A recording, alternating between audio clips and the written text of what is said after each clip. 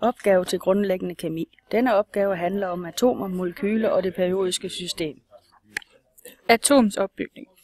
Et atom består af en kerne og udenom kredser elektroner i skallen. Inde i kernen finder vi protoner og neutroner. Protoner er positivt ladet, elektroner er negativt ladet og neutroner er neutralt ladet. Alt efter hvor mange protoner der er i kernen, fortæller det os hvilket grundstof det er. Opbygningen af det periodiske system. Det periodiske system er opdelt i hovedgrupper og perioder. Perioder er vandret og viser antal skaller, og hovedgrupperne er lodret og viser antal elektroner i yderste skal. Ædelgasser er også kaldet ædle luftarter, og de er ikke metalliske. De findes i hovedgruppe 8.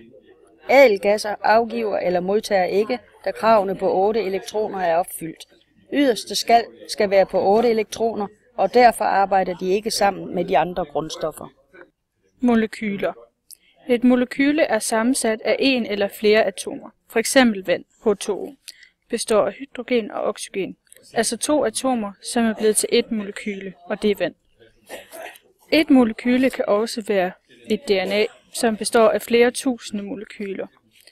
De bliver bundet sammen af kovalente bindinger, det vil sige atomer deler en eller flere elektronpar imellem sig. Salte, ionbindinger. Ionbindinger er en kemisk kreation. Ioner er, når et atom enten har afgivet eller modtaget. På billedet ser vi, at Na har et elektron for meget i yderste skal og afgiver til Cl, som vil blive til en minusion, og Na bliver til en plusion.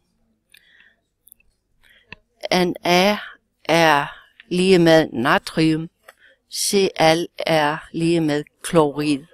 Tilsammen er det lige med Na plus Cl, natriumklorid.